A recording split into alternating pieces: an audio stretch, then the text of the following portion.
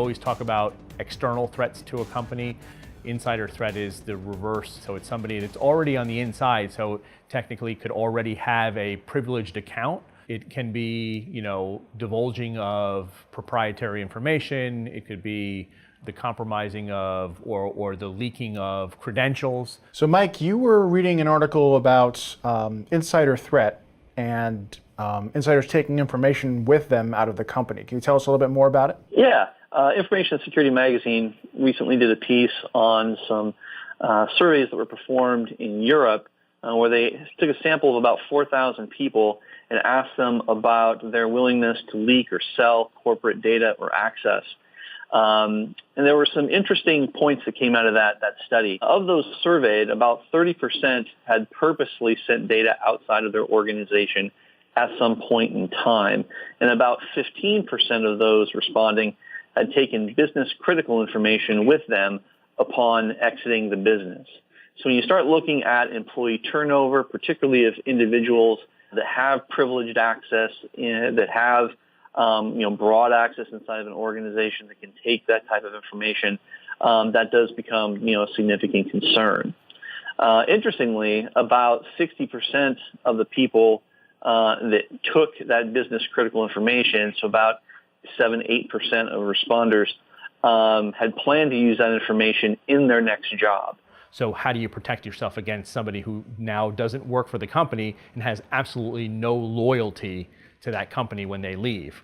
That's a whole nother side where, the things that you need to do as a company is to make sure that you have a very concise and specific exit policy when an individual leaves a company, where access is removed immediately, all access to proprietary information is removed. So I think that's a key as well. So did they talk at all about the motivations of such people? I mean, what reasoning would they give for why they did such a thing? Of those that responded, about 14% of the people that were interviewed said that they would actually sell their corporate logins to folks on the outside or sell that data for less than about $250 US. But about a little over 20% of the respondents simply didn't believe that data breaches really actually impacted their employer at all. The impact isn't apparent to them. To them, it's not a data breach. Someone may ask them, hey, can I use your credentials after you've left the company to do something to the company? And they may feel, well, there's no impact to that. What was I really working on that was so important? But there's more to it than that. That gives them potentially access to other systems from which someone can pivot through the company. It's an initial foothold they can use to attack the company further. Reuters published an article where they looked at 65 companies that had been affected by a large data breach that had significant consequences. And what they found was that on average that there was a 1.8% drop in that company's market cap on a permanent basis. When you start talking about large publicly held organizations, that can be a very, very large number, which can directly translate to people getting bonus checks and directly hurt people, at an individual financial level. That message that Mike's talking about getting, them to understand, like, hey, look, that ID that you're logging in with, down in the factory floor is an ID that, if somebody else got a hold of, could potentially, cause problems for us. It reminds me of Brian Krebs on security. He's got, I think it's the value of a hacked email account.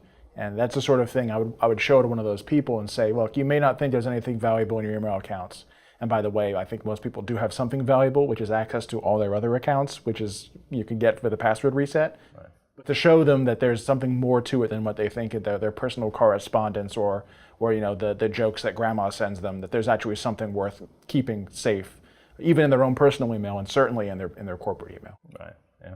I think that studies like this do allow us to have guideposts that can help us make some adjustments and then correlate that with some other information. Whether it be the information that they handle or the credentials that they're given to access the network, they have to understand what that value actually is. So a strong, obviously, security awareness program within a company, I think, is extremely important.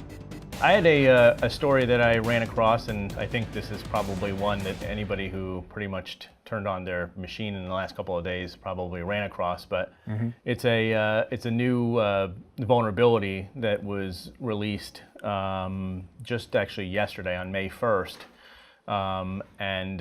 It's an Intel vulnerability that unfortunately has been around for about 9 years now, which, usually when you hear that, you know that there's problems. This particular one is specific to server class processors, but a lot of machines, a lot of companies, from small companies to large enterprises, are using these Intel processors within their servers. This is predominantly found in Intel's vPro set of processors. Those are server processors. Server processors, exactly. And it's actually in a couple of features within this remote management feature, this Intel remote management feature. And by the way, I don't if I didn't mention it, it's a remote code execution. So about as bad as it gets. Yeah, it's about as bad as it gets. Someone could send the right attack traffic to it and control that machine. It's a big deal. This is a heck of a story, and this is some serious stuff. And it's basically an unprivileged wow. Remote attack and also a local attack. So the three components that are involved here are the active management technology, the small business technology, and the Intel standard manageability. It allows an administrator basically a whole bunch of privileges for remotely administering boxes in their enterprise environment. Okay. So it allows them to do a whole bunch of stuff like, obviously like, push patches and change configurations. And remote power on, power off. Remote power on, power off. Also troubleshooting. So if your box goes sort of like hard down, blue screens or whatever, you can still get onto the box via this, which is another sort of potential problem with this one as well, which is that when an attacker takes advantage of this vulnerability, this is how I understand it works. Because of the way this works, the traffic on the wire actually never actually hits the OS. Yep, that sounds right. And so that's a problem, that you basically all of that traffic is basically hidden from the OS. So if you have anything on the OS that's looking for this, if you have like a local IDS on the machine, it's probably not going to see it at that point. Anything that you would be doing within the OS to protect yourself against the general classes of attacks are going to be useless. Right. You'd have to rely on network-based IDS to see the attacks coming in. What is interesting, though, is that it is going to be spotty, because apparently not just having a vPro-enabled CPU and chipset isn't really sufficient. Also, the vendors that built the system need to have licensed the AMT code when they put together that box. So depending upon the brand of computer that you're running, you may not be susceptible to the issue, whether it's enabled or disabled, because it may not have ever been licensed by the manufacturer for that particular chipset, which is why a lot of the commercial or consumer devices really aren't expected to be vulnerable to this at this point, because they didn't spend the money to license that. Now, for organizations or service providers who were using that technology to facilitate remote management of distributed platforms at the user level, this could end up being, a sizable distributed problem in that case, right? It would basically be another, kind of back channel access into, any kind of remotely manageable home device, whether that's, a DVR or whatever, possibly, if it's running the Intel chipset. Yeah. So I would expect to get bulletins from the major manufacturers in the next few days saying, this is what product lines are affected, this is what's not. Yeah. I certainly hope. Intel has basically set up, I think they've set up like 4 methods for figuring out whether or not your particular box actually is susceptible to this. Do I have actually this running? And do I actually have the vulnerable version running? Because there are vulnerable versions. So the versions go anywhere from 6.x all the way up to 11.6. So if you have something that's either earlier than 6 or later than 11.6, you're okay. Also, it looks like Apple is not susceptible to this because they don't ship with this AMT.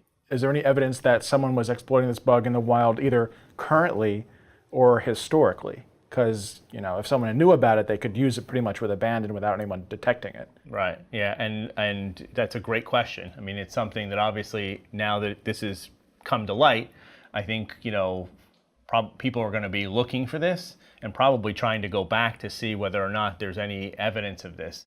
There are two ports that this traditionally talks on, 16992 and 16993, which is where this remote management happens.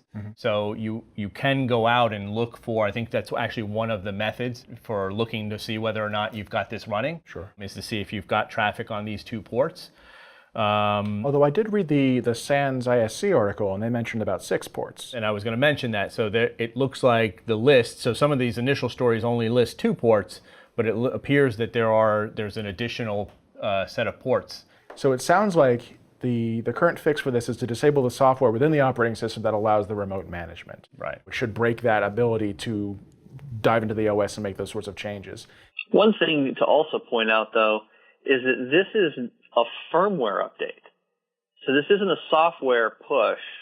So even for people that have well-functioning, patching programs in place or patching, procedures, they may not necessarily extend to firmware. And so I think that may be another gap from an enterprise perspective when dealing with security maintenance and just general environment hygiene, is diving down into that firmware layer as opposed to staying at the software layer. There's software changes you can make within the OS to disable certain aspects of this, but it really is a firmware change. Now, most people will have a hard time acquiescing to this if their servers are in production. If you don't do a firmware update properly, if something happens, the power goes out, or something funny happens to the firmware you're pushing, you brick the entire server. And I can see why people might be hesitant to make that change, but it isn't necessary. The good thing is that this is not on by default. The fix in this case is 2 things. It's not on by default, but if you somehow manage to turn it on, but you're not using those features, the quickest fix is obviously to turn it off. And then on the other side, if you're actually using it and you have to use it, then you have to patch. This is great. We've got things that we can do today to fix it. I think it's issues like this that if I were involved in designing a network for the first time, or even had the opportunity to rework an existing network, I would be putting these sorts of remote management interfaces specifically on their own network, and taking a look at my existing infrastructure and seeing if any of these things are erroneously exposed to the internet. Because one, small firewall change, little mistake like that can take something you thought was on the inside, put it on the outside, and then you've got a remotely exploitable remote code execution facing the internet. Yeah. You're going to have a bad time. Takeaway is, if you manage a corporate network or anybody that uses the corporate level Intel hardware, definitely start looking into this. You should really start looking into it yesterday. If you have the opportunity to mitigate before you patch, do that, because people are looking for this bug and they will use it. They will gain control of your servers if you're not careful. As soon as a vulnerability is released, the scanners come out. Either you have the good guys or the bad guys doing that scanning. The good guys are trying to figure out, do I have this stuff in my environment? The bad guys are out there trying to figure out who's got this stuff so I can see where I can get my claws into. Anytime there is a major new bug, it's worth tracking what sort of scanning volume you're seeing, who's interested in it. Hopefully it's researchers trying to find and warn people that this is a problem. Sometimes it's not. Sometimes you've got people who are actively trying to exploit the bug. So anyway, I wanted to, before we got into the regular weather, I wanted to look at that Intel AMT bug that we discussed. There's been scanning for a while on port 623. I mean, that's the general used port for IPMI. So that's not really a surprise that there were a few spikes in the last 7 days for that.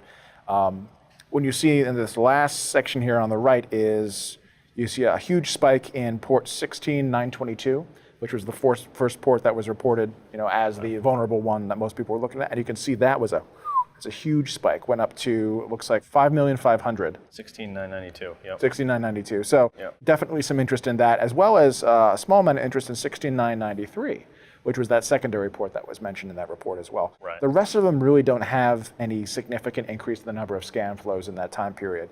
We'll see how it goes from there, but it seems like most people are really focused on the 2 ports that were in I think the Intel reporting mentioned those 2 in particular. Yeah, which makes sense, right? I mean, they're going to go after the ones that they know about, or at least the masses are going to. Yep.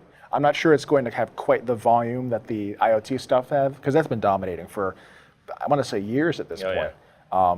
But I do want to follow that and see who else gets involved in scanning for it. Because it is such a critical bug and it's remotely exploitable, someone's going to want to take advantage of it. Specifically, since we're talking about server enterprise class, you're, for the most part, although you will have small businesses with these machines within their environments, but I think the larger ones are going to be the ones that have the larger issue with them, right? Sure. So the whole patching and figuring out whether or not do I actually have these.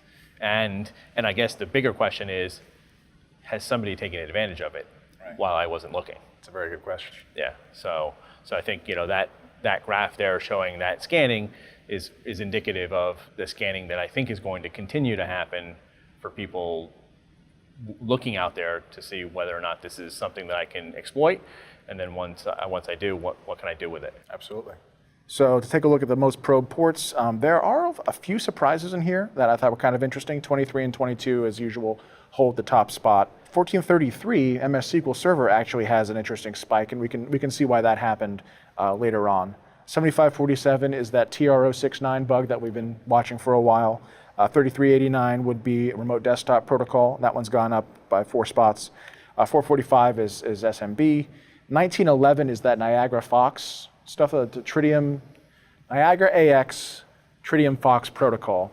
And that one's actually jumped up significantly, but there's a good explanation for that as well. And we'll see that in a second. So after that Tritium AX stuff, we have port 1900 UDP, which is Simple Service Discovery Protocol.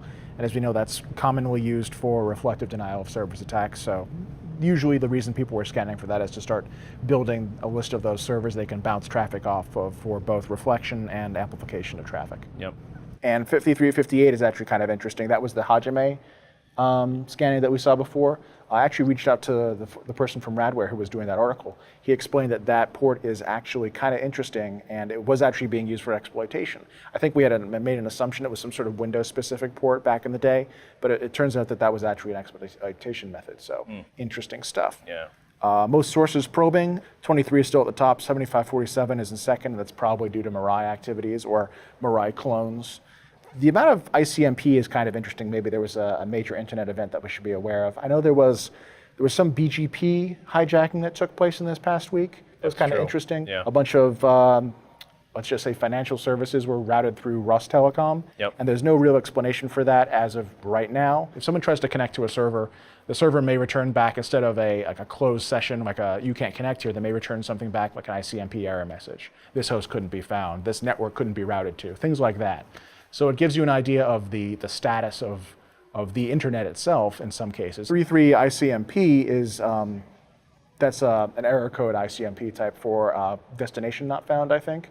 It's very, very spiky in here. And right now, I think mostly that's going to be backscatter from various internet events. That's not going to be any real scanning. It could be a backscatter from a DDoS attack. Sometimes you can start seeing ICMP messages coming back as responses. The more of them you see in a certain category, you might say, well, there's something interesting going on here. Maybe a network line got cut somewhere and there's no longer a physical route to a certain host.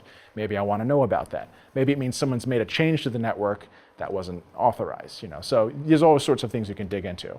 In this case, I think it's probably backscatter from a DDoS attack. This is the Niagra AX that we were talking about, and it was sort of surprising to see it jump so many spots. But I think what we did is when we were doing the analysis, we caught it on in the middle of a known scanner doing the activity. The second place, you can see mostly these are our daily scans, these huge spikes that go up to around 260 scan sips per hour. But you see these tiny mesas down by the bottom that maybe max out around 15 to 20 sources, and that's a handful of Chinese IPs responsible for what's more of a weekly activity. So somebody out there is trying to, I guess, take an inventory of devices. Well, definitely more than one group, but they seem to be doing it on different time schedules to update that database. Yep. So John Hogaboom actually tipped me onto this one. There was a botnet that was scanning on port 81 for a couple of, maybe about the span of a week or two. And this was another one of those IoT botnets. I think it was a very specific set of webcams that were vulnerable to this. Right. We were actually able to see sort of the rise and fall of this particular botnet. A really quick, here's the botnet, here's its life, and here's its sort of death. We won't call it completely dead, but it's sort of on its way out. Pierre Kim, who's a pretty well-known researcher, had done research on this family, found the vulnerability, and somebody else, I guess, weaponized it. But you can see the rise and fall of this botnet, which is pretty interesting. I mean, within, I would say, so that's probably the 16th, by the 25th, the C2 domains, there were two of them, .ir domains were sinkholed. And now they point to 10.40.40.40, which isn't going to be internet routable. But it's kind of an interesting way to capture the life and times of a single botnet by its scanning activity. Yeah, pretty neat. It's an interesting graph. Yeah. So 1433 definitely had an uptick, or starting around the 25th, and then come not quite back down to its previous levels by now. I don't actually have an explanation for this one. I didn't get a chance to pull the sources, but it does seem to be a single botnet or a single set of sources behind all of this. Just the volume of that uptick is pretty significant. And good old telnet, I figured we included again for completeness. You can see that it hasn't changed all that much. There's still a ton of scanning in terms of the scanned sources per hour here. Maybe a little bit trailing off in the last 2 weeks, but still king at first place. So. Yeah. Yep. And that's all of it. We had an interesting mix of stories this week, but the Intel AMT one I think is one that people should really pay attention to. This is the critical bug for this week, in my opinion, and people should really take heed and go out and do what needs to get done.